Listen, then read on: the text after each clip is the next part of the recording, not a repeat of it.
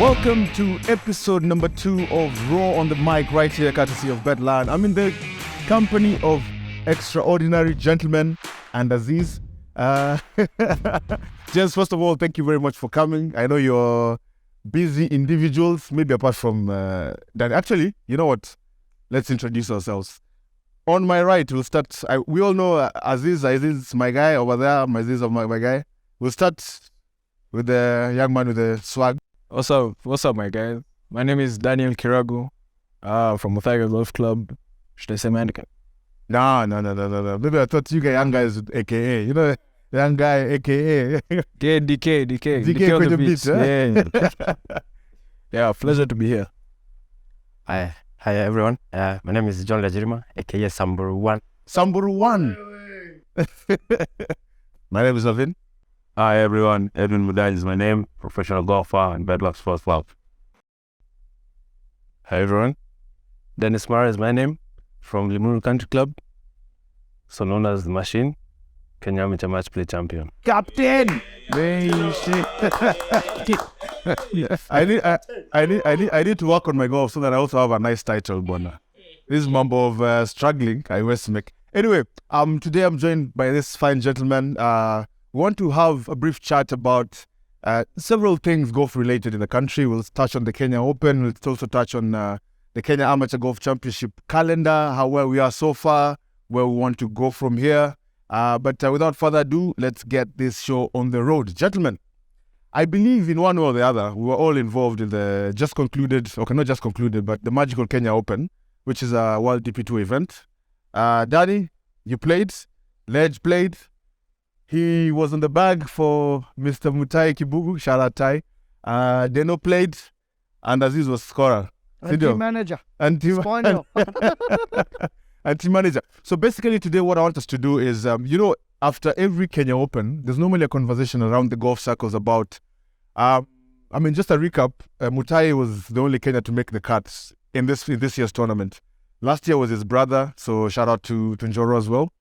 But there's always a conversation about Kenyan golfers, the Kenya Open, and what can be done to have more guys playing into the weekend. But first of all, I want us, just maybe from Danny, how was your experience? First time playing in the Open, still in the junior ranks, despite your full beard.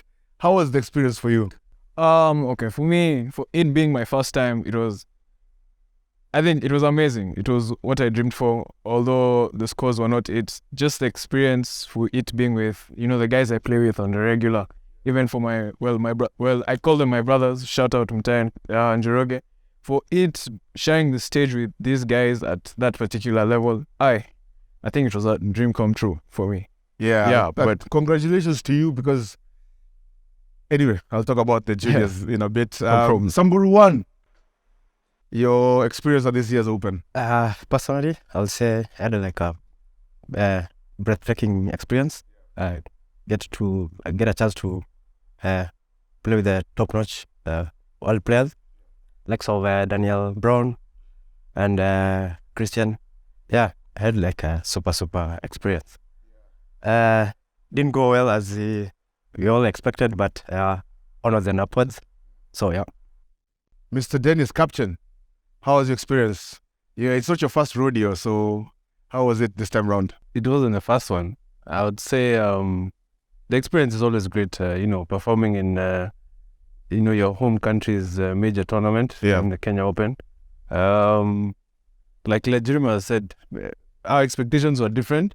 I think from my own perspective, I was actually very disappointed with how things turned out, especially after the tournament. It was not, it's not easy. You go there, you're swinging well. You've worked on your game. You've done things differently from you did last year. Yeah. And you kind of got the same result. So it makes you wonder, basically, why we're having this conversation. What do we need to do differently? Yeah. But all in all, playing that tournament, just being there, playing in front of your family, your friends, fans, etc., people cheering you on, that's what you live for as any professional in any sport. Yeah. And I think before we go to Mr. the professional in our ranks, Aziz, obviously you're also part of it on the scorer's side.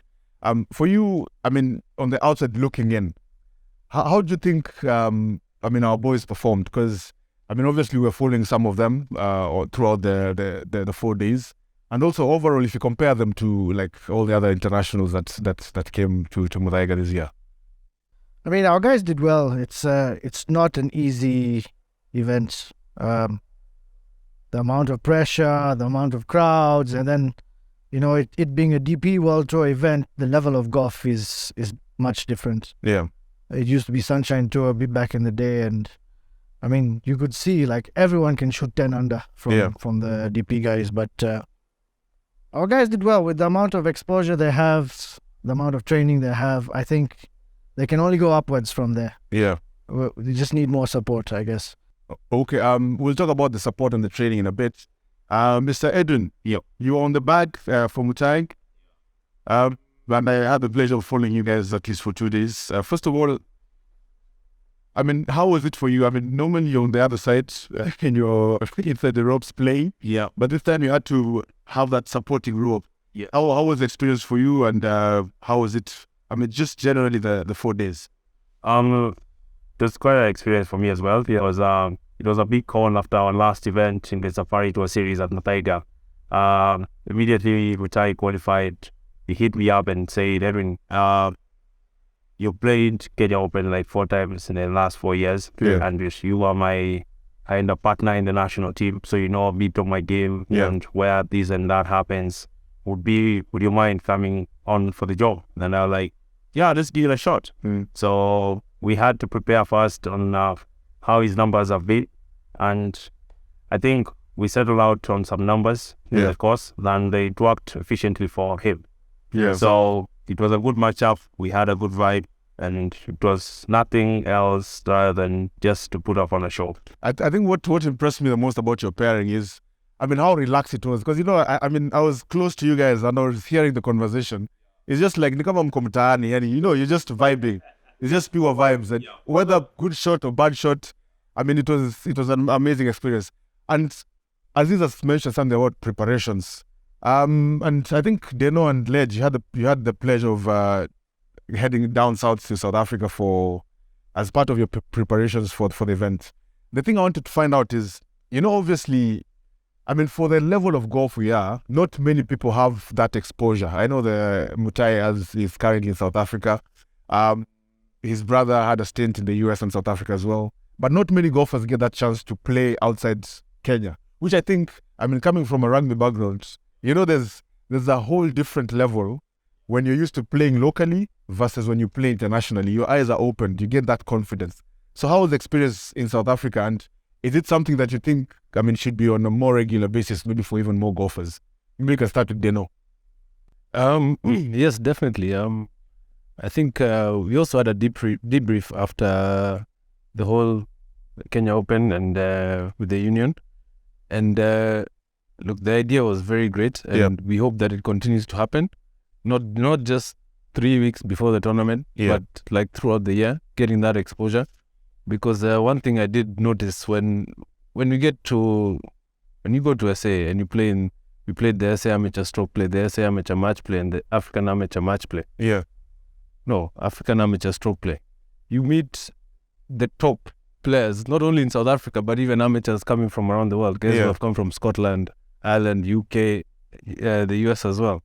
Young players, guys who are 19, 20, 21. You can see that they're growing in the game, getting to the next level. And the level that they're at is already ahead of where we are. Yeah. And at that age. So going forward, yes, I know my age is a bit numbered, but Phil just came second to the Masters one. Yeah, but you see, that's that kind of thing. But Phil has been there working since. Exactly. You get what I'm saying? Yeah. But like I would say, for someone like Kiragu, for someone like Muthaiga, these young guys, that's the kind of exposure that they need to be on. Not just 2-3 weeks before the Kenya Open. Yeah. Pick out various tournaments throughout the year, get them going. So when they land, even coming to Kenya Open, they already have that belief in themselves, belief in the game that they have. Yeah.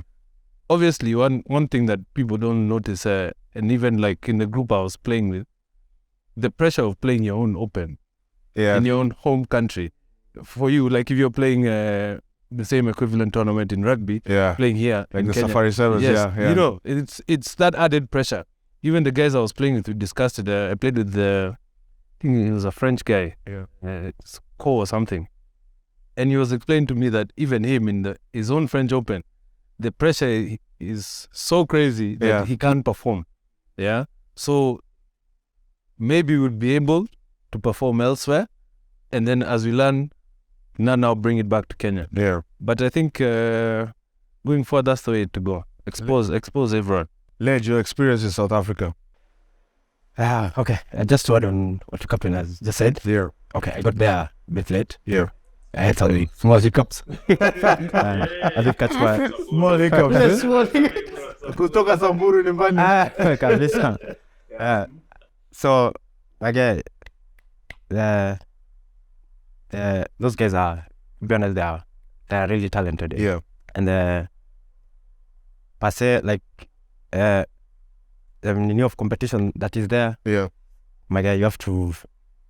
There's no one who's gonna tell you that is something else. Yes. You'll just amuka without even without even being prompted. Straight to the edge, my guy. So it was much. Then we've talked about having this done maybe like 3 weeks to the tournament, and this is one of the things that I want to talk about as well. And maybe you can start with Aziz, because I think Aziz, you have a bit of experience with dealing with some of the corporate bits of golf.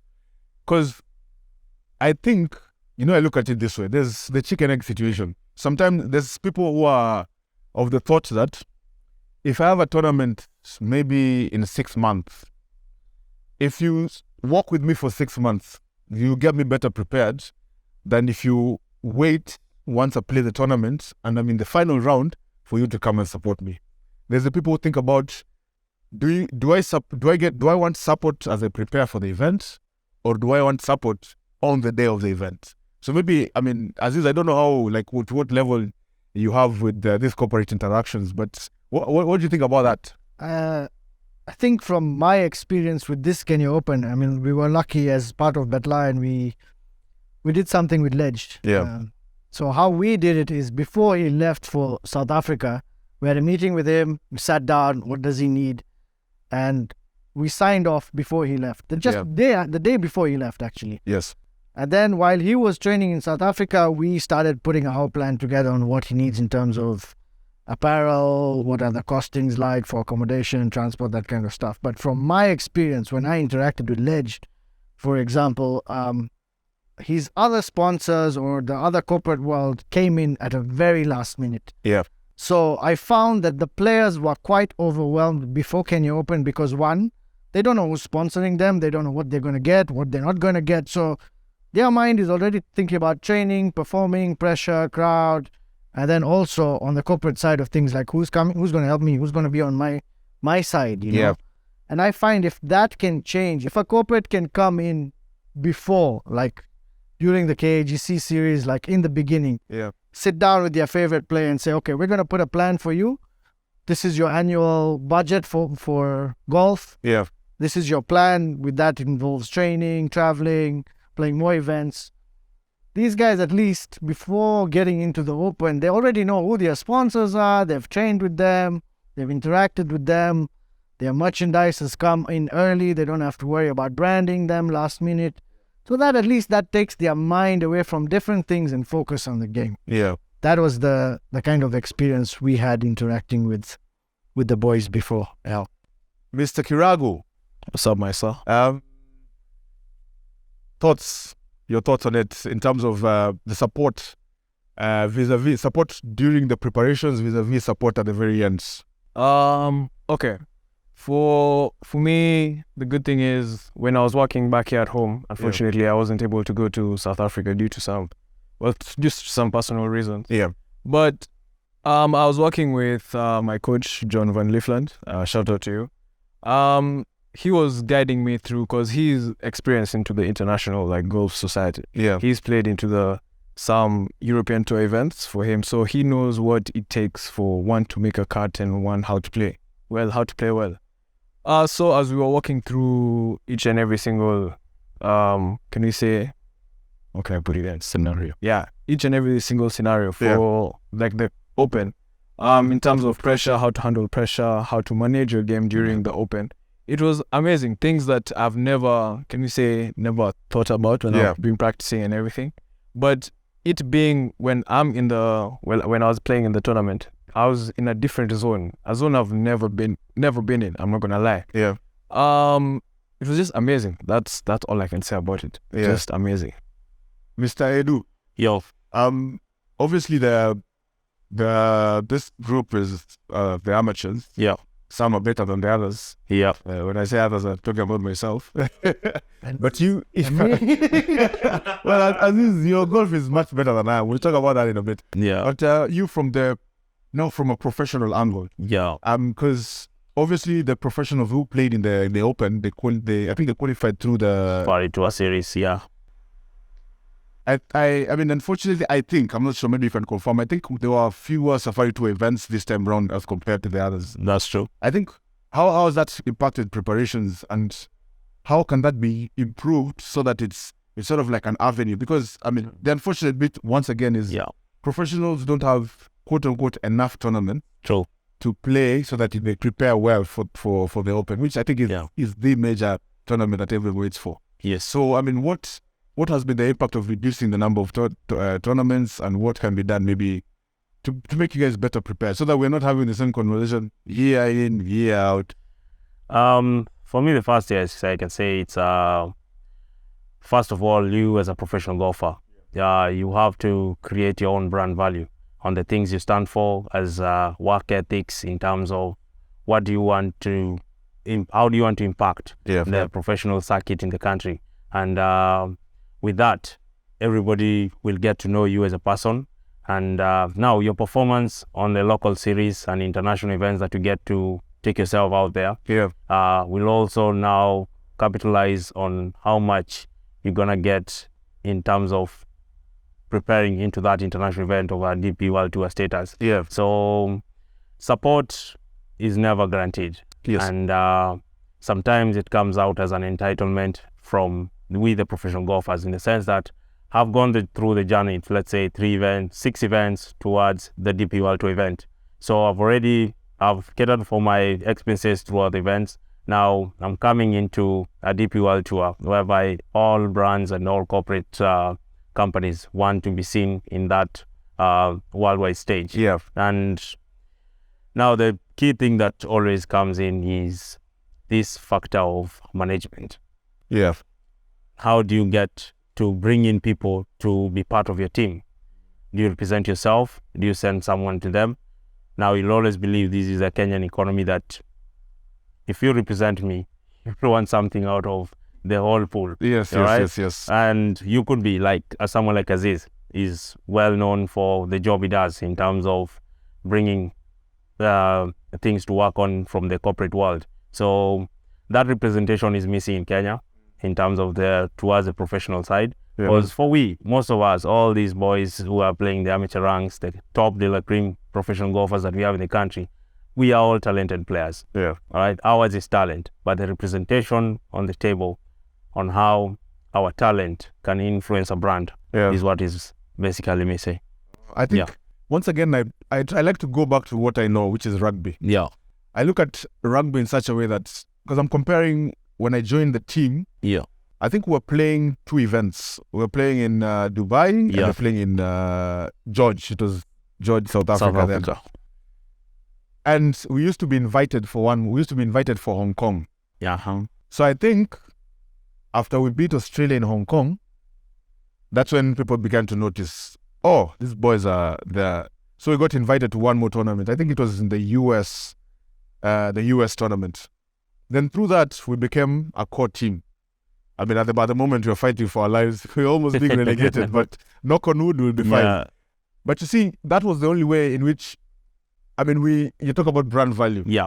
But we had to package ourselves in a way that when you approach a corporate, you tell them, listen, World 7 circuit, we play a total of about 8 to 10 tournaments. True. If you put your brand on our jersey, we are streamed across, I don't know how many countries. Yeah. This is the brand value that we're offering. Okay. So I think locally, what we can do, first of all, we'll talk about the Kenya Amateur Golf Championship events. Yeah. Because we have many events across the country. Yes.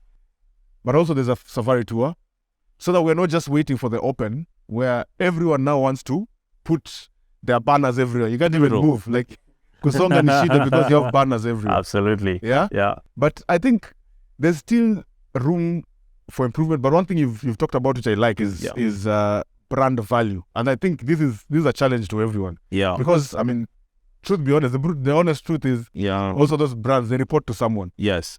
So they also have to have justification of why I'm pumping X amount of shillings. For sure. Maybe Danny.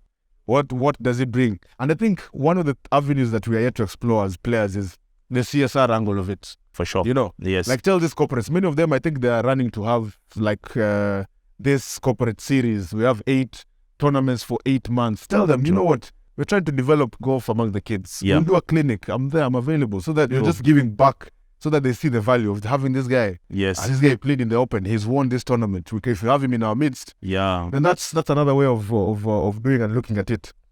So, if you were to pick one thing that you'll be working on, hopefully next year you'll also be in the Open. Yeah. I know there's many things that we're working on: chipping, putting, scoring, managing, and everything. But from this year, the lessons that you've learned that you're working on, and hopefully it will be much different when the event comes back in a year's time.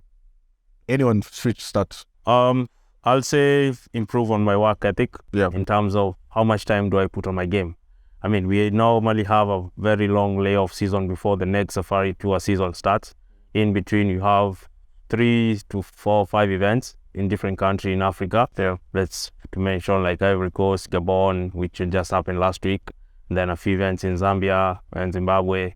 So how to prepare myself into those tournaments and make sure that I'm just not going there out for the exposure, but also to go there as a competitor. Yeah. And as now to be as the professional person I want to be, it has to be a full team, as I've mentioned. Yeah. Get somebody who's doing my travel detail, my bookings detail for each and every event. Yeah. It doesn't have to be me cancelling out on tournament because of an X factor, let's say. Ticket. I'm a Samburu in Bali. It's an experience for Ledge. Special episode just for Ledge on that adventures of Ledge. Sure. So that management bit, and I myself taking out myself as a playing professional more than these people who try and incorporate me into this other side. Edwin, you're a good putter. Edwin, you don't miss fairways. Really show me how to do this. So that run up bit has also held me back. Because I'll take more sessions in trying to help my friends and guys who need my services and cut down my working time as a playing professional golfer. Yeah. Anyone else? I'll start pointing like a teacher. I want to touch back on that topic in terms of the perspective on the pros. I really feel like the pros don't really have an opportunity to work on the overall world golf ranking. Yeah. And if I was to take it to like the rugby side of things, you guys got to play those world events because of your ranking. How you ranked up and when. So if you have 6 safari tour events, which they don't get world ranking points, right? Yeah. They're not ranked up pros. Yeah. But yet they come to play a tournament where the government has put 250 million bob into one tournament. Pros, other than that, they depend on PGK and in their own bracket to grow their own tournaments. Yes. Right? Why can't we ask the government the same way the government has supported many other sports? True. Put that same kind of money that they put for one tournament, Kenya Open, to put it across a series of various golf tournaments for these pros. What will happen is, one, you'll have more amateurs turning pro. You'll have more pros playing in that whatever tour we call it. Even pros coming from outside Kenya. Even South Africans will come for such a tour. So 250 million pumped into 20 tournaments. What's that, Kitty? Like 2 million Kenya shillings. Many of them will come. What will happen is you can exchange slots in our tour to other slots around the world. Get that exposure going. That's what we need to work on.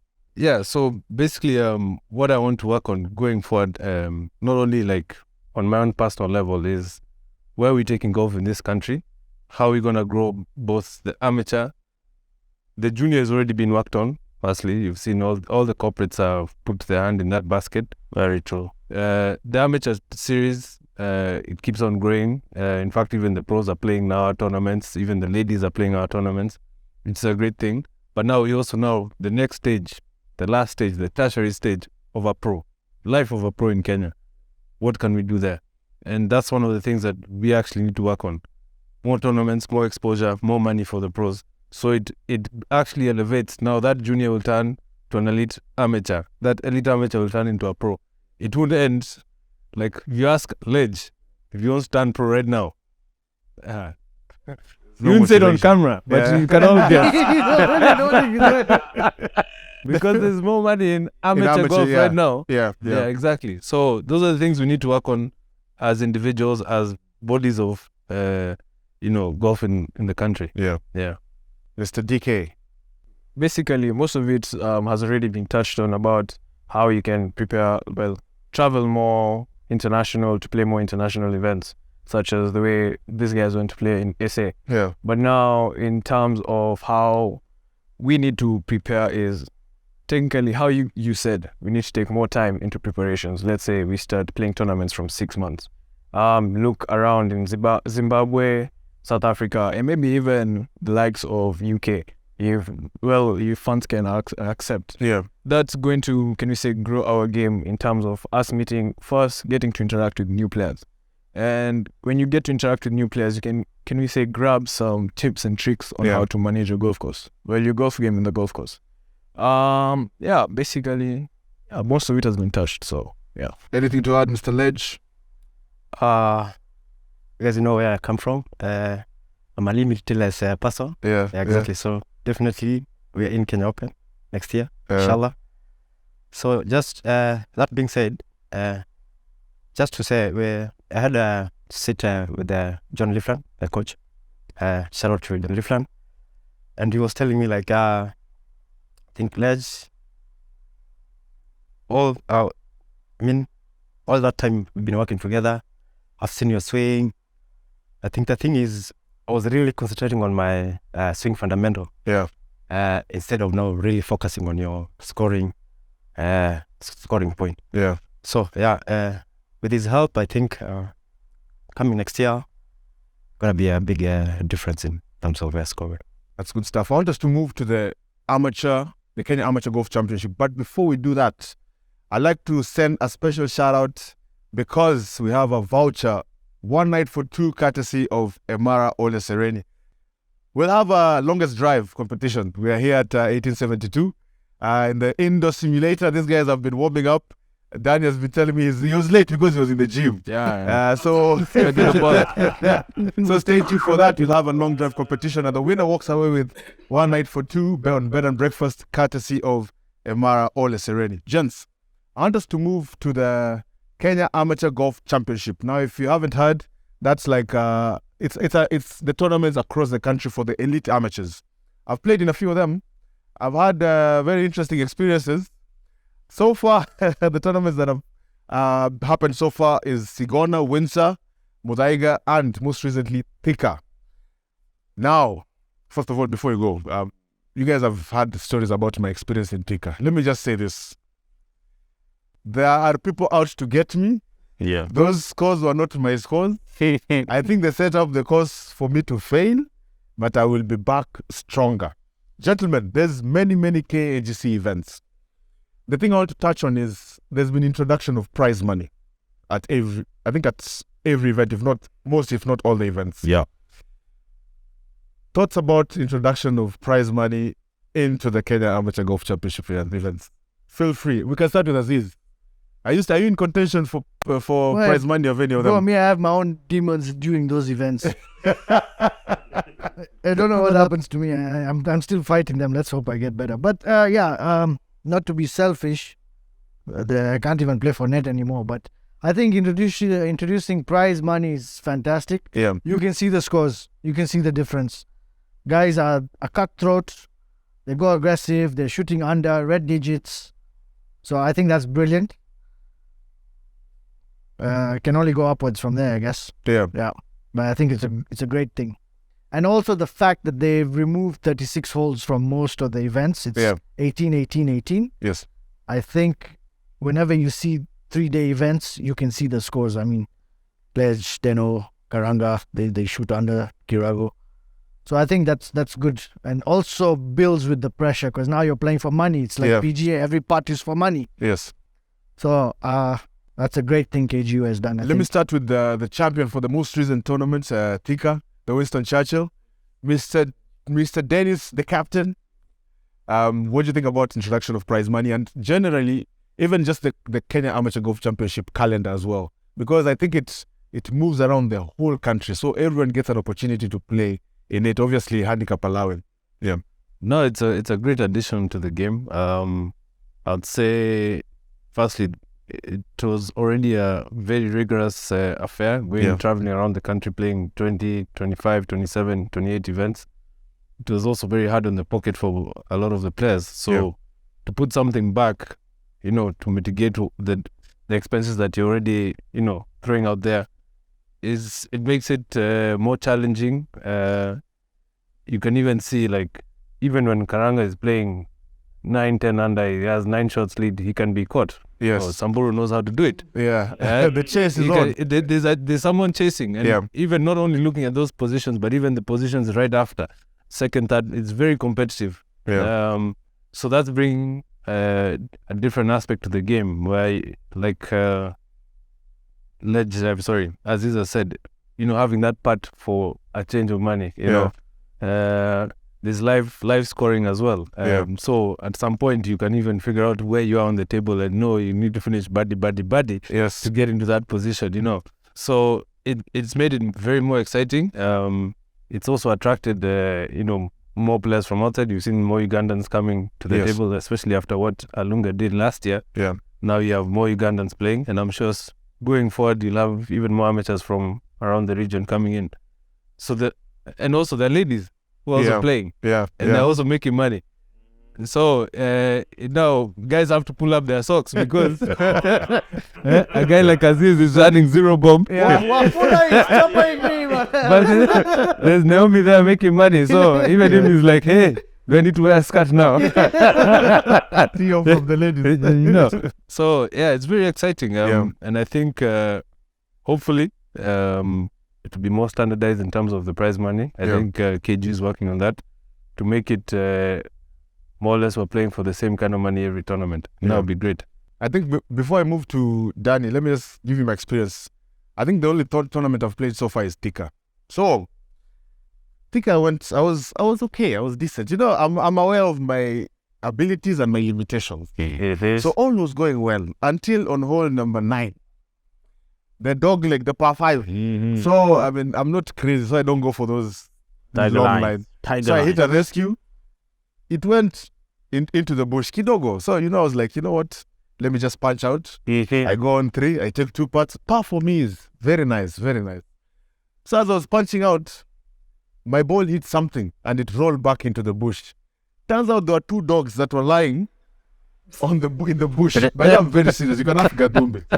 There were 2 dogs that were sleeping in the bush next to a tree. I hadn't seen them. So when I hit my ball, it hit the dogs and rolled back in. So I was so pissed. Punched out again, then hit a pitching wedge. Went OB, reloaded. So by then I finished with a 9 on that hole. And that was like, you know what? Yeah. Were it not for the dogs, I would have been in the bracket for money. Anyway, I digress. Danny. So far, the KGC events you've played, the prize money, and how it's looking generally. The introduction of, there's the ladies playing as well, and I'll talk to Edu about the pros participation as well. But what do you think about the events and areas for improvement as we go on? Technically, bringing in prize money now, it's making the game more joyful because, if I make a birdie here, that's a 5,000 bob change in my final day. Yeah. Which is actually, can we say, it brings more competitiveness. Yeah. So you really have to work on your game, 1. 2, now you can make money in 5 hours or 4 hours of a round of golf in 3 days. So that can we say, it's removing the aspect of, can we say, every single time guys keep on saying we have to go to work. Yes. Now the way KG have implemented now prize money, you can take more time into now focusing on your golf and actually trying to get more money. Like the way Karanga, he's won 3 events. Yeah. Might I say, in 3 events he's made over 300,000 bob. Yeah. That is that's healthy To money. go to the range, Yeah, tax that free. is healthy money. And avoid dogs. Yeah. So like now you can put in time in what you love. Yeah. And yeah, that can actually grow well. It's more better for your mental health, when Yes. I say so. Well, okay, I'm not lying. Golf does play tricks with your mental game. Yeah, it Yeah, does. that's It does. It it beats does. you sometimes. yeah, It beats you up. badly, Yeah. badly. But at the same time, it's amazing. Edu, inclusion of the pros, because I mean we talked about the Safari Tour events and they are reduced, and I think inclusion in the amateur events in your own your own category with your own pot, your own prize money, Yes. it gives an opportunity for you to play more games. So I think so far for you, how has it been? And what do you think? How do you look at it moving forward? The inclusion of the pros in the amateur event. It's a plus for me in developing the game locally. Yeah. And as well, me as a professional golfer, I've always said it's all about more play time, Yes. more competitiveness, having a championship, playing the elite amateurs. These are people that we play back at our home clubs in weekly events. Yeah. So getting into Kenya Amateur Golf Championships and bringing in together the professional golfers of Kenya and the KLG players, elite amateurs, it's a good thing going forward. Yes. Not only for the brand of golf in the country, but also where these guys look up to. Like, if we're gonna play the last group, and it's myself, Jeremiah, and Dennis. Yes. I mean, we are all buddies. Yeah. But now everybody is fighting for his own pool. Yes. So how I'll handle my game will not be so far different from how Legitima sees it and how Dennis sees it. But at the end of the day, we'll all be fighting to beat the course. All right. So even the bravado of just having the bragging rights going in, Yeah. Dennis will be reminding me, hey, do you remember that hole? That hole took like 20K from you, and Yes. you'll be like, Dennis, do you really want to have this conversation? So it's a plus. It has heightened the challenge, and for professional golfers, I think we have embraced it positively. Yeah. So any event that I assume will be getting invites, you'll be seeing a number of pros coming through to play the events as soon as it's available. That's good stuff. I watched the Windsor Classic where I followed the last 2 groups. But I remember one thing that I was very interested because the last group was Bavnish, Rono, and Riz. Yeah. from Windsor. Yeah. And I think Riz touched his driver only once. True. And where he touched the driver, he blocked it left. So, I mean, he was managing that course, just hitting 3-wood rescue, Yeah. 3-wood rescue iron. So, I mean, just watching and seeing how pros approach the game, I think even for amateurs, Yeah. is also an opportunity it's a learning opportunity. And the thing about you have to be competitive. You're teeing off from, the same place. Yeah, So that competitive edge, Yeah. I think it's also good. So then you talked about having to play like over 25 events in the amateur ranks. I mean, if you're to travel, after Thika, there's Golf Park and then there's Kitale. Yeah. There's still, tournaments outside. Even guys for diaspora traveling to Nairobi. to Nairobi to play the Yes. events. Yeah. So it's good to have the many events, but then also it's a bit of an investment, especially if you don't finish top 20. So it burns a hole in your in your pocket. Tiger 8K on day 1 only, bro. Day 1, I missed cut and spent 8K. Yeah. So if you're not assuming, but I'm sure there's someone somewhere who's part of a corporate who has a buddy who makes decisions. They're thinking about how do we get into golf? How do we get into this competition? What message would you have for them? You have over 25 tournaments. That's brand visibility, essentially throughout the country. So what message do you think you would have for them? Anyone, feel free to go. Wow, Mr. Corporate Man. No, it's a bit interesting. I would say, you've seen over the last few years, some of the elite amateurs have some sponsors. Yeah. I guess looking at it from their perspective, they're the ones who have taken the dive and put their hands out there to support some of us. Yeah. In terms of the actual exposure that they're getting back, I would say it's not much, because what you get is in your group forums, you get it in the newspaper. Yeah. There's a lot more that you can get out of this game. Like now, for instance, if you were to get televised, Yes. this is the work that you're doing, Lavin. That's not going unnoticed. You see, like it's the guys who are really branded, Yeah. and they're always featuring in the last group. So yeah. there's that exposure is what we need, and to get recognized firstly by the corporates, and for the corporates to actually come back and see that there's actually a way to invest in these players. Yeah. The point that I said earlier, in terms of making a proper safari tour, not safari tour, but a proper pro tour, Yeah. which should be televised locally or within the region, Yeah. for that exact purpose, just to grow the game in the region. So looking at it is for all of us to come together, both corporate, the unions, the players, to look for different kinds of ways to grow the game. Yeah. But I guess the first things first, more tournaments, more money, more exposure. Yeah. Anyone else? I think to grab the attention of the corporate world, Yeah. it's a thing to do with the heightened level of professionalism, not only in the professional ranks, but also for the amateur guys that we have. Yeah. The elite mentality that it's coming up, it's very solid. Yeah. The competition is steadfast. Like, if you asked me the last time I played a KGC event, the check that this guy got last week, Yeah. it was what I won basically in the first event I won as an amateur. I won the event he won last week, that Yeah. with Sir Churchill. Yeah. I went home with a microwave. Yeah. Right? Back then, microwave was something. Yeah. Yes. Yeah. So if I equate it to now, maybe life has gone up a notch high, Yeah. and everyone is trying to survive, and we know the pressure that's all around all this corporate world. Yeah. So we also have to give them what we said, the value that they're putting in, and the basic value will be the level of professionalism and the elite mentality that each and every player upholds going forward through those events. Yeah. It's not for the faint-hearted.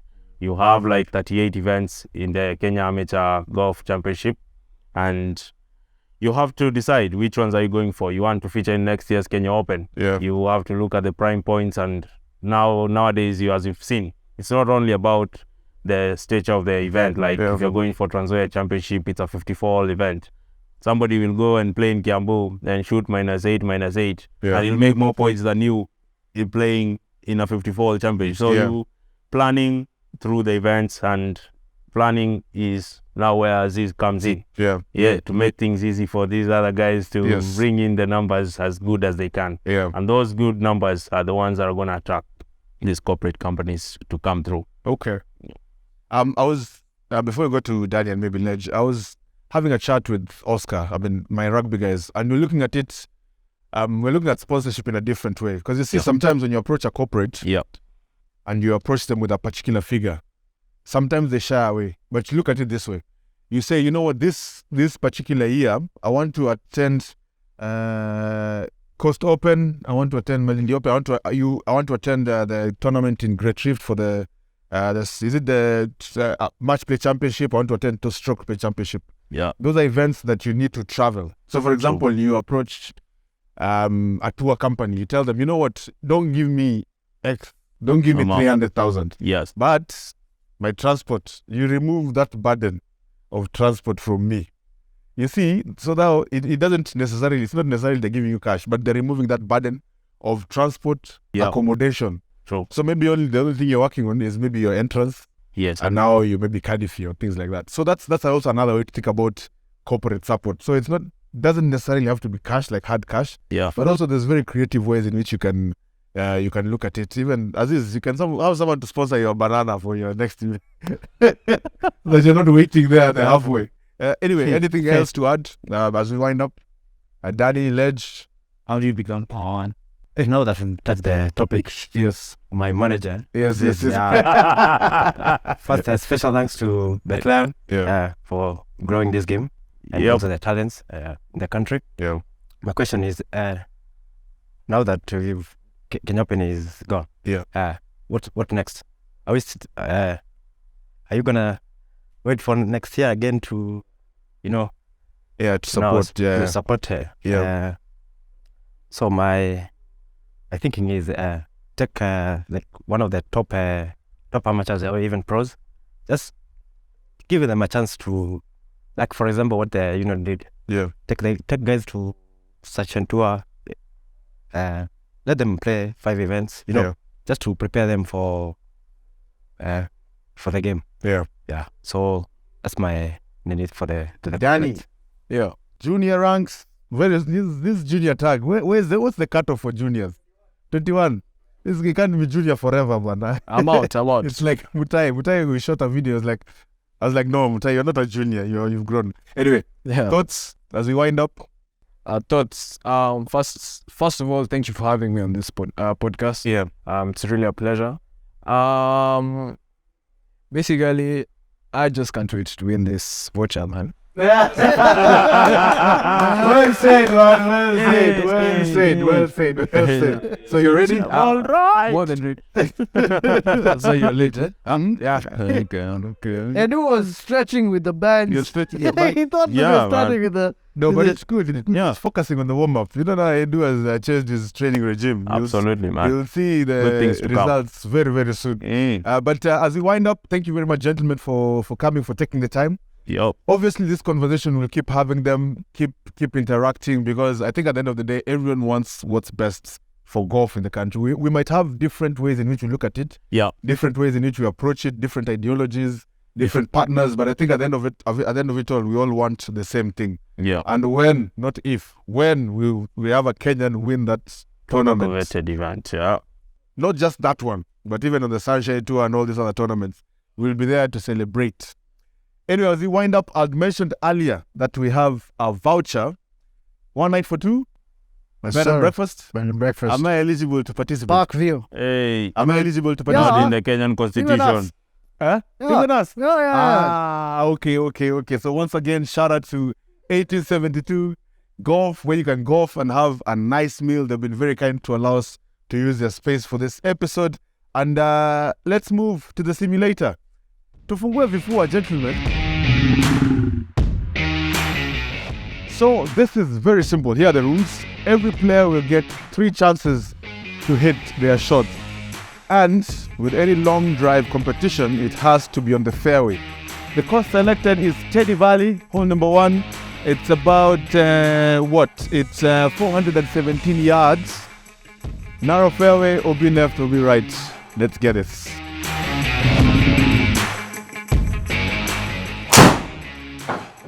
OB, eh? Unaona hii barabara? Hii barabara hapa. Keep right. Miti. Wait, but the Shika did 327. That's on the fairway. Get left. Bunker. Why is this guy hitting 250 yards? Oh, that's it. OB. Way too far. OB. Yeah. Follow the leader, follow the leader.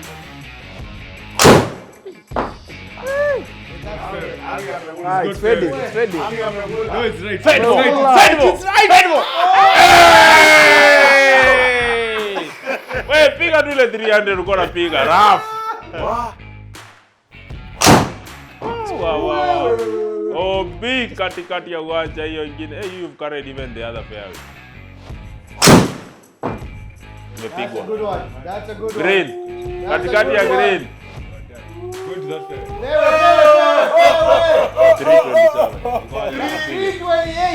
328.9. What? 328.9. Game over. Nice shot. Game over. Nice shot.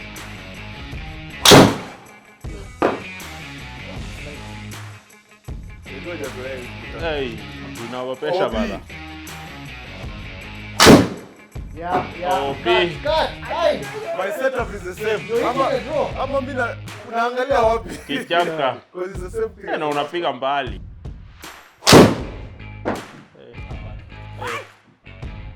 By the way, you're how old? Gonga barabara. No, that voucher is for 25 and above. Hey! It's cutting. Hit the road and go right. Go right. Bounce hard. 320. Distance ilikuwa nayo. Just Come carry neno. Aziz bado kula. Number 16 green. Vietnam. Yeah. Naanguki. Mtoto umeshiba vizuri. Kichaka. That's a local knowledge. The alignment yuko sawa. I don't understand the alignment as well. But the alignment inatukisha mkubwa. Yeah. Push draw. Push draw. Push draw. Push draw. Yeah. Our ball. Our ball. it's straight, but it's not far enough. 299. 99.5. Au umeshinda na 0.5. Yes. Wow.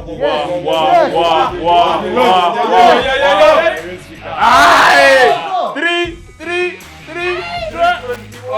Wow, good shot, man. Aziz bado kula. Then the head up. Good catch. In the wall. Wait. Ball imegonga ndo chango. The ball gonga the low chango. 287. Aniko hapa tu. Haile Selassie. 328.9. Hey, youngin. Hey. In gym before. After an impressive 328.9 yards drive, Danny K takes the dub. Once again, thank you very much, gentlemen, for coming through. I called it, man. Thank you very much for watching. Remember, like, subscribe, share, all that good stuff. I'll see you in the next video. Peace. Peace out. The good news.